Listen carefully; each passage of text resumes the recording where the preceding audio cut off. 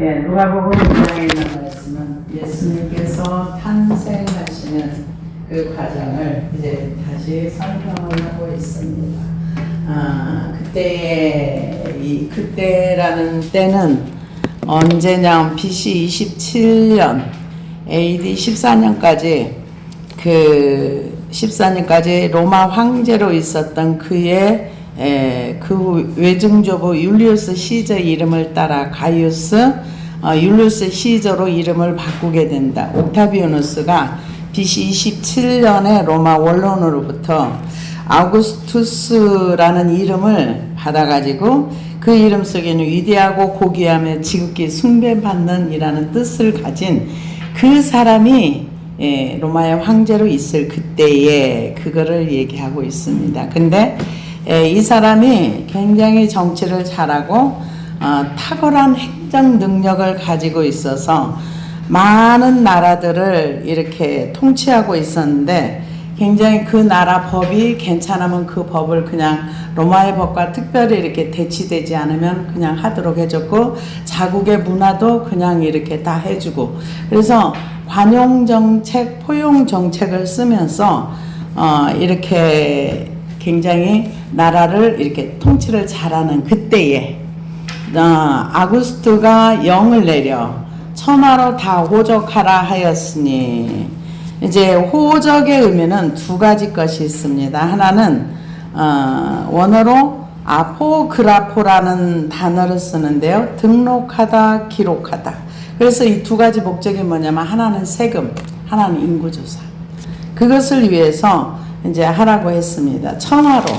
그러니까 이게 호적을 한다고 해서 지금처럼 인터넷이나 뭐 이게 금방 발달이 돼서 그 2000 몇백 년 전이니까 얼마나 이때 당시에 영을 하나를 내리면 그것이 전달되고 하는데 많이 시간이 걸렸을 거예요. 근데 이 호적은 구레노가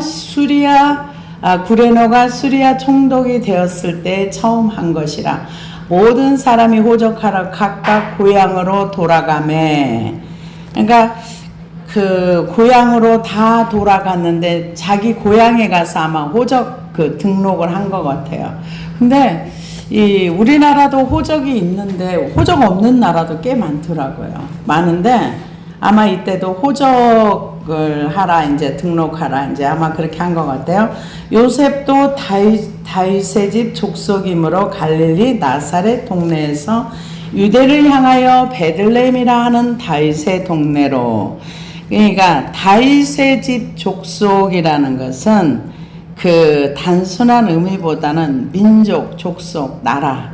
그래서 그곳에서 이제 그 다윗이 자랐던 동네, 다윗이 태어나서 그러니까 다윗이 그 베들레헴 그쪽에서 태어나서 양을 치는 장소도 그 장소였는데 그쪽으로 이제 메시아가 태어난다는 그 예언이 미가서에 있습니다. 그래서 유다야 베들레헴아 너는 고을 중에 작지 아니하도다 하면서 미가서 5장 2절의 예언이 그대로 이루어지는데요. 이때 당시에 사무엘상 20장 6절에서는 베들레헴은 다윗성이라고 불려줍니다. 그래서 다윗은 1000년 전에 이곳에서 태어났고 그 예루살렘으로부터 약 7.2km 떨어진 그런 나사렛에서 약 한 144km 떨어진 곳이며 옛날 이름은 에브라다입니다. 근데 여기에서 라헬이 장사된 곳이기도 해요. 그래서 다윗이 자라났고 메시아가 출생하리라고 한 그곳의 호적. 그러니까 이게 이 아우구스트가 정치도 잘하고 뭐를 잘하는 사람이 호적하라고 했는데 그 사람은 그냥 한 거예요. 근데 성경은 이루어가는 거예요. 하나님은 이 사회 문화 속에 굉장히 정확하게 하나님의 뜻을 이루어간다는 거. 근데 우리는 하나님에 대해서 이렇게 생각하면 굉장히 막연합니다. 우리의 삶하고 동떨어진 하나님을 많이 생각을 해요. 근데 하나님은 우리의 생활 속에서 하나님이 예언한 것을 이루어 가시는 이 구약의 예언이 신약에 그대로 이루어지는 그런 역사를 봅니다. 그때 호적하러 갑니다. 그 약혼한 마리아와 함께 호적하러 올라가니 마리아가 이미 잉태하였더라. 거기 있을 그때 해산할 날이 차서, 그러니까 마리아가 임신을 해가지고 했지만 이거는 성령으로 잉태됐지만 10달을 엄마 뱃속에서 그냥 있었다는 거죠. 인간으로서 태아로서 10달을 채우고 이제 해산할 날이 왔다. 그러니까 모든 것이 초자연적인, 이게 그 하나님의 능력으로 마리아를 덮어서 초자연적으로 잉태는 됐지만 10달 동안은 마리아가 뱃속에 이제 예수님을 가지고 있었던 거죠. 그래서 해산할 날이 차서 처다들을 낳아 강보로 싸서 구유에 누였으니 이는 여관이 있을 곳이 없음이더라.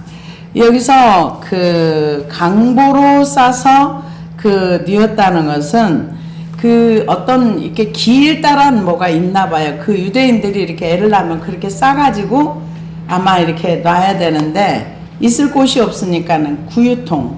그러니까 구유통 하면은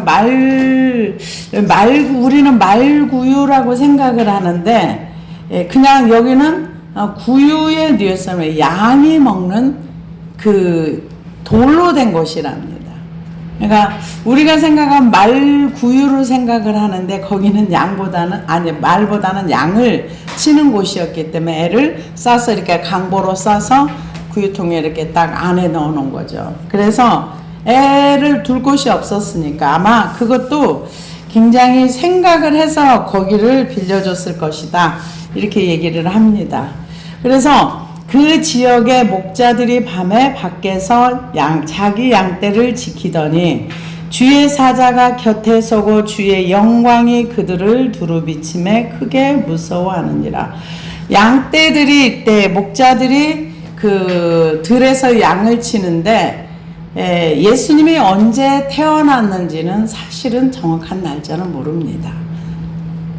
그런데 한 겨울에는 겨울에는 이걸 못 한대요. 양을 못 치는데, 아니 그 들에서 잠을 못 자는데 양떼들이 그 지역의 목자들이 밖에서 자기 양떼를 지켰다는 거는 아마 잠자는 거를 이제 밤에 도둑들이 와서 양떼를 훔쳐가기도 하고 또 늑대나 이런 나쁜 큰 짐승들이 와서 양을 물어가기도 하기 때문에 목자들이 밤을 새워가면서 교대로 양을 지킨답니다. 그 교대로 양을 지키는데 주의 사자가 곁에 서고, 굉장히 놀란 거죠. 주의 사자가 곁에 서고 주의 영광이 그들을 두루비침에 크게 무서워하는지라. 이때 당시에 목자들은 그렇게 사람들이 선호하는 직업이 아닌 그런 직업을 가지고 있었는데 두루 비쳤다니까 굉장히 무서워했다고 그럽니다. 그래서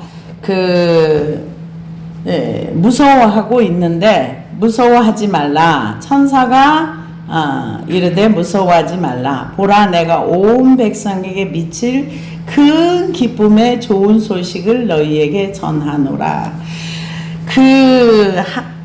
천사들이 전하는 얘기는 큰 기쁨의 좋은 소식이라는 거죠. 그 좋은 소식이 뭐냐? 예수님이 이 땅에 오셨다는 거죠. 근데 이 구원받는 사람에게만 좋은 소식인 거죠. 그래서 오늘 다윗의 동네에 너희를 위하여 구주가 나셨으니 곧 그리스도 주시니라. 너희가 가서 강보에 쌓여 구유에 누여 있는 아기를 보리니 이것이 너희에게 표적이니라 하더라. 이 다윗의 동네에 메시아가 태어나고 구주, 성경에서 구주를 소테르라는 헬라어 단어를 쓰는데요. 신약 성경에 이게 잘 쓰지 않는 단어인데요. 하나님을 구원자로 표시를 합니다. 그래서 세상의 죄악의 찌들은 세상과 인류를 구원주로 오신 분임을 얘기할 때 구주, 소테르라는 단어를 이렇게 썼다고 표현을 하고 있습니다. 그래서 표적이라는 거죠. 광보의 쌀에서 긴 옷감으로 아기를 싸서 이렇게 구유에 누여 있는 게 표적이다. 그래서 그 얘기를 할 때 이제 호련히 수많은 천군이 그 천사들과 함께 하나님을 찬송하여 이르되 지극히 높은 곳에서는 하나님께 영광이요 땅에서는 하나님이 기뻐하시는 사람들 중에 평화로다 하더라. 그러니까 이 땅에 예수님이 오신 것이 하나님께 영광이라는 거죠. 하나님께 영광이고 땅에서는 하나님이 기뻐하신 사람들 중에 평화로다. 여기서 보면은 모든 사람이 기뻐하는 것이 아니라 하나님이 기뻐하신 사람들 중에 평화로다. 그러니까 예수 그리스도를 통해서 우리에게 평화가 오는데 그 평화가 인류 모든 사람에게 오는 평화다 이게 아니라 하나님이 기뻐하신 사람들 중에 평화로다. 하나님께 영광이라는 것은 하나님을 드러내는 것이 하나님의 영광입니다. 그런데 예수님이 이 땅에 오셔서 하나님의 행하실 일을 드러내는 것, 그 자체가 영광인 거죠. 그래서 천사들이 떠나 하늘로 올라가니 그 소식을 전달하고, 천사들은 소식을 전하는 사람들이잖아요. 하나님을 높이고 구주가 이 땅에 오신 메시지를 전하고 그리고 가버렸어요. 어디로? 하늘로 가버렸어요. 하늘로 올라가니 목자가 서로 말하되 이제 베들레헴으로 가서 주께서 우리에게 알리신 바 이루어진 일을 보자 하고 올라가 버리고 나서 이 사람들이 이제 간 거예요. 어디? 강보에 아기가 누워서 구유에 누워있는 이 표적을 찾아가는 거죠. 그래서 빨리 가서 마리아와 요셉과 구유에 누인 아기를 찾아서, 여기 찾아서라는 단어를요, 안유란이라는 단어를 쓰는데 끊임없이 부지런히 탐색하여 찾다. 그러니까 이 천사들이 가서 구유에 아기가 누워있는데 강보에 쌓여서 구유에 누워있어요. 요 말만 딱 했어. 어느 집으로 가라고 얘기도 안 해줬어요. 그 나머지는 누구 몫이에요? 사람들 몫이에요. 원리만 딱 얘기해주고 너네들 가 찾아봐. 거기가 그게 표적이야. 이게 하나님이 기뻐하시는 일이야. 우리는 가만히 앉아서 하나님 내 입에 감 떨어지기를 원해요. 똑 떨어져서 내가 아무것도 안 해도 하나님이 다 해주길. 아니요, 목자들은 그 음성을 듣고 자꾸 찾았어요. 그래서 가서 보니까 진짜로 이 구유에 강보에 쌓인 아기가 딱 들어있는 거예요. 자꾸 찾는 거예요. 그래서 찾아서 보고 천사가 자기들에게 이 아기에 대하여 말한 것을 전하니 듣는 자가 다 목자들이 그들에게 말한 것들을 놀랍게 여기며, 여기 누구누구 있었겠어요? 마리아와 요셉과 그 주변에 좀 사람들이 있었겠죠. 근데 놀랍게 여겼다는, 왜? 천사를 만났다는 것 자체도 굉장히 놀라운 얘기잖아요. 근데 이 아기가 하나님께 영광이요, 지극히 높은 곳에 하나님의 영광이요, 땅에서는 하나님이 기뻐하신 사람들 중에 평화로다. 이 말을 하고 빨리 가서 애기한테 찾아 전달해. 그러니까 열심히 찾아서 그 얘기를 전달해 준 거예요. 그래서 듣는 자가 다 목자들이 그들에게 말한 것들을 놀랍게 여기되 마리아는 이 모든 말을 마음에 새기어 생각하니라. 마리아는 그가 그동안에 천사가 와서 자기에게 수태 얘기를 했을 때도 놀라운 얘기고 또 이거저거 이제 다 놀라운 얘기인 거죠. 깊이 담아뒀다는 얘기죠. 그래서 목자들은 자기들에게 이르던 바와 같이 듣고 본 그 모든 것으로 인하여 하나님께 영광을 돌리고 찬송하며 돌아가니라. 자기 역할만 하면 되는 거예요. 목자들은 뭐를 해야 돼요? 마리아 찾아가지고 천사들이 전해준 얘기 전달하고 자기 가면 돼요. 이 마리아는 또 뭐예요? 마리아는 이 천사들이 나타나가지고 그 목자들에게 해줬던 얘기를 가슴에 깊이 이렇게 담아두는 그거를 이제 합니다. 그래서 할례할 8일이 되매 그 이름을 예수라 하니 곧 잉태하기 전에 천사가 일컫는 바더라.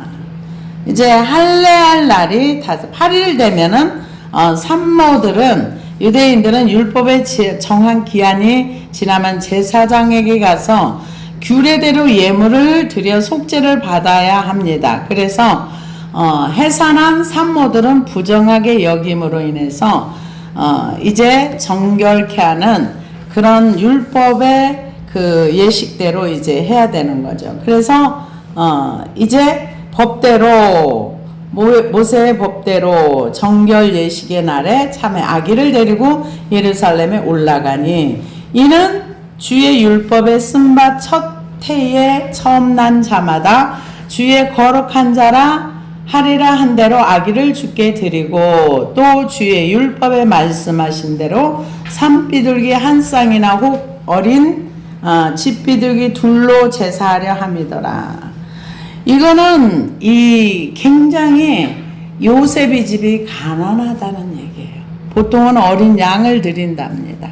그래서 하나님 앞에 첫 결례를 이렇게 아기를 데리고 가서 할 때 율법에 한 대로 결례를 행할 때 율법대로 할 때 양이나 아니면은 뭐 여러 가지 것을 드릴 수 있는데 그 가난한 자라 그래서 이거를 하나님 앞에 나오는 게 제한을 두면 안 된다. 그래서 부자는 그냥 그 양을 드리지만은 가난한 사람들은 그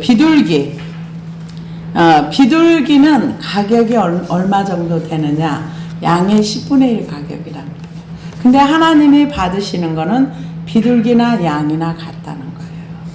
그래서 우리가 생각할 때는 저 사람은 부자라서 헌금을 많이 내니까 하나님이 크게 봐주고 나는 돈이 없어 조금밖에 못 드리니까 하나님이 나는 별로 알려지지 않을 거야. 아니, 하나님은 마음을 받으시고 그래서 가난한 자도 하나님 앞에 나와서 예물을 나는 돈이 없어 못 드려 이거를 못하게 비둘기 일을 드려도 괜찮은. 그러니까 굉장히 이분들이 극빈층이었다는 거죠. 돈이 없는 그런 상태라고 봐야 되겠죠. 그래서 우리가 생각할 때는 하나님은 능력이 많으신데 왜 율리우스나 이런 아구스트나 이런 집안에 예수님을 보내시면 얼마나 좋아? 근데 그거는 이제 사람 생각인 거고 하나님은 예수님을 이 땅에 하나님과 우리 사이를 이제 화목케 하는 화목 제물로 보내셨기 때문에 예수님이 그것에 동의를 하고 오셨기 때문에 이게 우리의 구주가 되셨습니다. 그래서 드렸습니다. 아기를 주께 드리고 또 주의 율법에 말씀하신 대로 산비둘기 한 쌍이나 혹은 어린 집비둘기 둘로 제사하려 함이더라. 예루살렘에 시므온이라는 사람이 있으니 이 사람은 의롭고 경건하여 이스라엘의 위로를 기다리는 자라. 성령이 그 위에 계시더라. 그가 주의 그리스도를 보기 전에 죽지 아니하리라는 성령의 지시를 받았더니 시므온이라는 사람이 있었는데 이 사람은 성령님이 함께하는 사람인데 성령께서 이 시므온이라는 사람에게 너가 그리스도를 보기 전엔 죽지 않을 거야. 근데 그가 이제 성전에 결례를 행하러 오면 네가 알아볼 수 있을 거야. 성령의 지시를 받았다고 봐야 되겠죠. 그래서 이스라엘의 위로라는 거는 회복을 위로라고 말을 합니다. 그래서 그 말라기 선지자 이후 400년 동안 전혀 그런 게 없었는데 오랜 침묵의 시간 이후에 아마 그 시므온이라는 사람에게 하나님께서 그런 어떤 메시아를 보내달라고 기도를 하게 했겠죠. 그래서 성령이 그 위에 계시면서 너가 메시아를 보기 전에는 죽지 않을 거야. 이런 감동을 줬는데 그때 성령의 감동으로 성전에 들어가매 마침 부모가 율법의 관례대로 행하고자 하여 그 아기 예수를 데리고 오는지라. 시므온이 아기를 안고 하나님을 찬송하여 이르되 주제여 이제는 말씀하신 대로 종을 평안히 놓아 주시는도다. 내 눈이 주의 구원을 보았사오니 이는 만민 앞에 예비하신 것이요 이방을 비추는 빛이요 주의 백성 이스라엘의 영광이다 하니 그의 부모가 그에 대한 말들을 놀랍게 여기더라. 그러니까 성령님이 아니면은 못 알아보는 거예요. 성령의 역사만이 하나님의 행하신 일을 알 수가 있는 겁니다. 그래서 지금 주님이 오실 날이 가까이 오는 이때에도 성령님의 역사가 없이 우리는 주님의 재림이 언제 있을지 감도 잡을 수가 없는 거예요. 우리가 알고 있는 대로 노아가 방주에 들어가기 전날까지 전했을 겁니다. 아무도 안 들었어요. 듣게 하시는 귀가 열려야 들리는 겁니다. 성령님이 지금 시므온에게 임해가지고 너가 메시아를 보기 전에는 안 죽을 거야. 그냥 아기 예수가 딱 들어오는데 성령님이 알려주신 거예요. 이분이 메시아구나. 아기로 오셨지만 이분이 메시아구나. 그래서 내 눈이 주의 구원을 보았사오니 만민 앞에 예비하신 것이요 이방을 비추는 빛이요 주의 백성 이스라엘의 영광이다. 이 지금 마리아와 요셉은 계속 놀라는 중에 있어요. 자기가 출생해서 아이를 구유에 누웠는데 목자들이 와가지고 하나님께 영광이요 땅에서는 기뻐하신다 이런 말씀을 듣고 또 성전에 아이를 할례로 들어갔는데 그곳에서 시므온인 사람이 딱 기다렸다가 이분은 메시아라고 이렇게 얘기를 합니다. 그때 그의 부모가 그에 대한 말들을 놀랍게 여기더라. 시므온이 그들에게 축복하고 그의 어머니 마리아에게 말하여 이르되 보라 이는 이스라엘 중 많은 사람을 패하거나 흥하게 하며 비방을 받는 표적이 되게 하기 위하여 세움을 받았고 또 칼이 내 마음을 찌르듯 하리니 이는 여러 사람의 마음의 생각을 드러내려 함이니라 하더라. 이게 지금 두 가지를 얘기를 해요. 하나는 많은 사람을 흥하게 하고 또 비방을 받는 표적이 되기 위하여 세움을 받았고 칼이 내 마음을 찌르니까는 이 예수님을 통해서 마리아가 영광도 받고 또 칼이 여기서 내 마음을 찌르다. 이 칼이라는 건 굉장히 여기서 말하는 건 그 헬라어로 롬파이아라는 그 얘기인데요. 드라키아인들이 대검을 가리키는 걸로 보통 큰 칼을 얘기한답니다. 그러니까는 예수님이 공생의 사역을 시작하면서부터 마리아는 하루도 편한 날이 없었어요. 슬픔의 어머니라는 뜻도 있다. 공생애를 시작하면서 계속 미쳤다는 소리 들었지. 그 랍비나 바리새이나 서기관들이 계속 예수님을 공격을 했지. 그걸 보는 어미의 마음은 정말 편치 않은 거죠.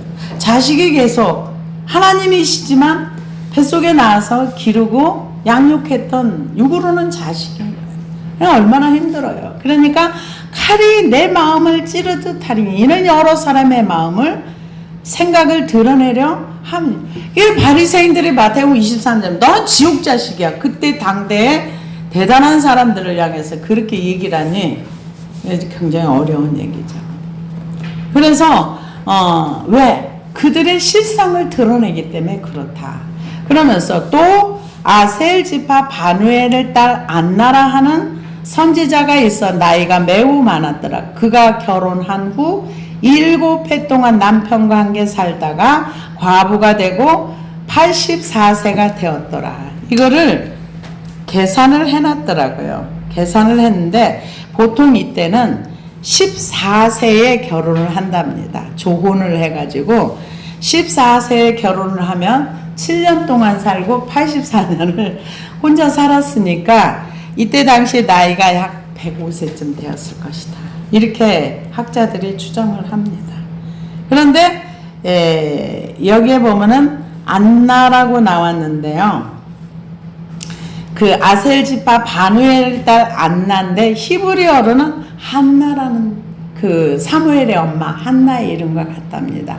왜 아셀 지파가 나왔냐면은 대체적으로 10지파가 722년 BC 722년 거의 다 망하고 다 흩어져 가지고 거의 바벨론에서 돌아온 사람들은 베냐민 지파고 유다 지파밖에 많이 없었답니다.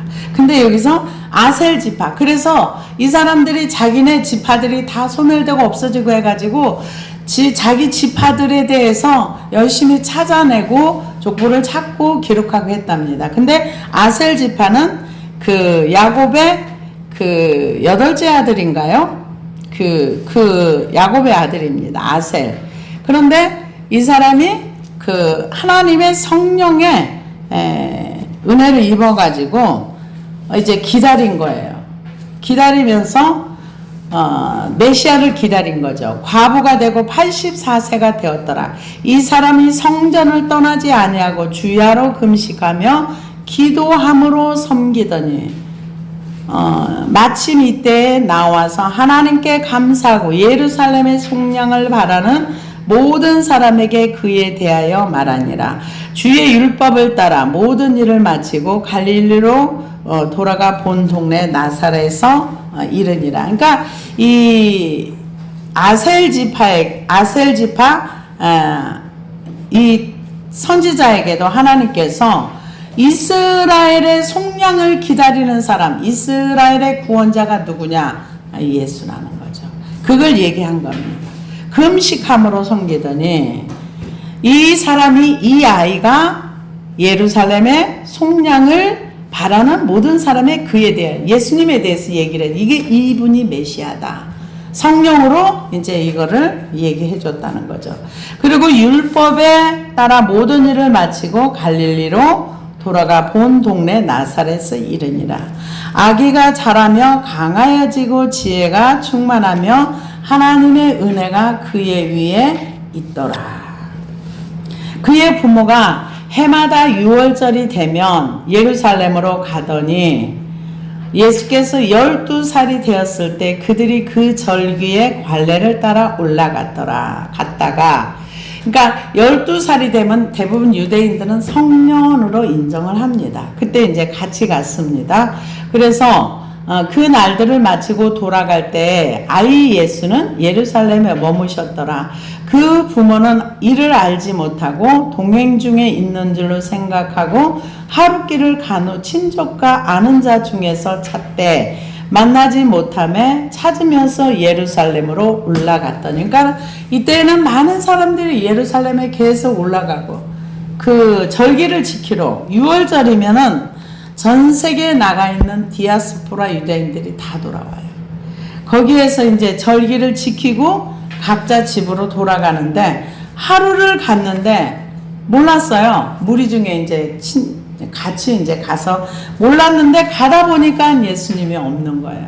그래서 찾으면서 예루살렘으로 올라간 겁니다.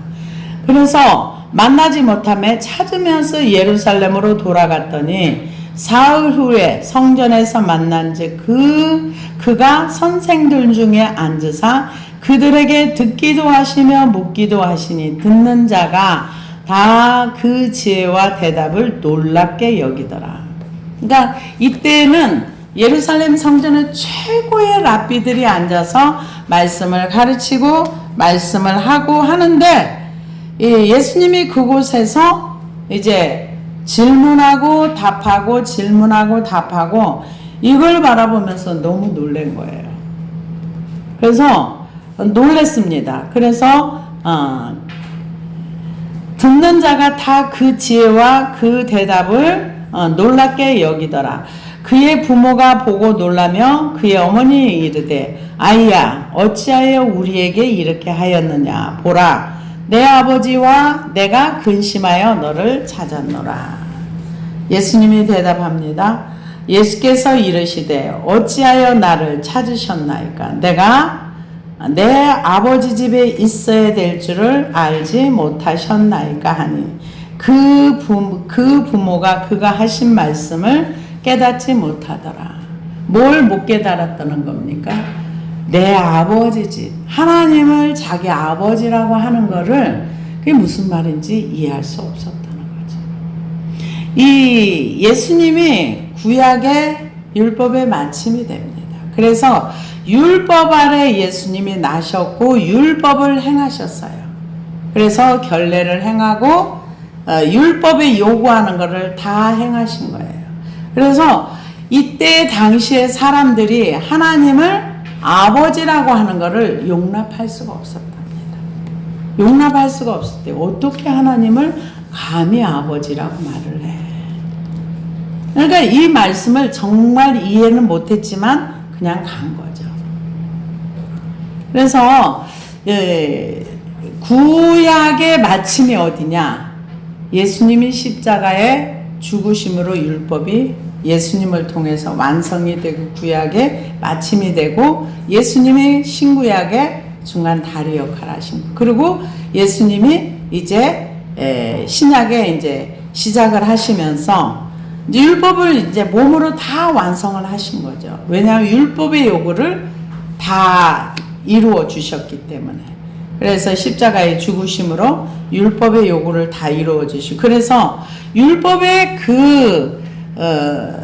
핵심은 뭐냐면 너는 죄인이라. 너는 하나님 앞에 죄를 졌다는 거죠. 그러면 우리는 그것을 인정하고. 그래서 그 정죄라는 거 로마서 8장에 보면은 예수 안에 있는 자에 결코 정죄함이 없나니 그렇게 얘기를 하다 보니까 사람들이 정죄에 대한 얘기를 하면 이렇게 얘기를 해요. 이 정죄하면은 나는 죄 없다고 말해. 근데 죄가 있을 때 마귀들이 정죄를 합니다. 그럼 그 죄를 인정하고 십자가 밑에 가서 그 죄를 자백하면 정죄가 없어지는 거예요. 근데 무조건 우기라는 거예요. 나는 죄 없어. 예수 안에 있는 거, 이건 결론을 말하는 거야. 왜? 예수님이 그 모든 율법에서 요구하는 죄에 대한 모든 대가를 다 지불하셨거든요. 그래서 우리가 그 성경 전체를 보면은 이 우리의 삶의 행위들은 우리가 살아온 대로 열매를 맺어요.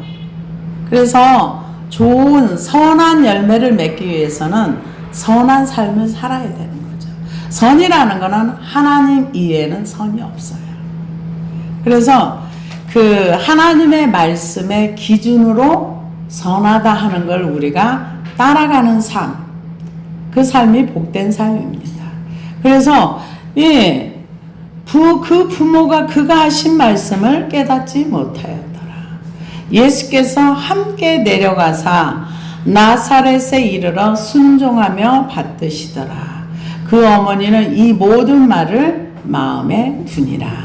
그래서 나중에 아마 이 요셉이 일찍 죽었다는 말이 있어요. 형제들이 여럿 있는데 그래서 예수님이 그곳에서 목수의 일을 하시면서 공생에 시작하기 전까지 마리아와 동생들이 이렇게 그 일을 하시면서 목수의 일을 하시면서 이렇게 살았다. 학자들이 이렇게 얘기를 합니다. 그래서 요셉이 언제 죽었는지는 나와 있질 않기 때문에 몇 살에 죽었는지는 모르지만 동생이 여럿 있어요. 자매도 있고. 근데 그 내용들이 이제 그 성경에 나와 있는 거죠. 그래서 예수는 지혜와 키가 자라가며 하나님과 사람에게 더욱 사랑스러워 가시더라. 성장하셨다는 거죠. 예수님이 이 땅에 오셔서 우리와 똑같은 육체를 입으시고 이 땅에서 아이가 자랄 때 성장하는 것처럼 그렇게 자랄 때 지혜와 키가 자라가며 하나님과 사람에게 더욱 사랑스러워 가시더라. 근데 그 예수님에 대해서 누가는 마태와 좀 다른 부분을 이렇게 기록을 많이 해놨어요. 그 이유는 마태는 유대인들을 상대로 해가지고 그 유대인들은 족보와 가문과 이런 게 되게 중요해요.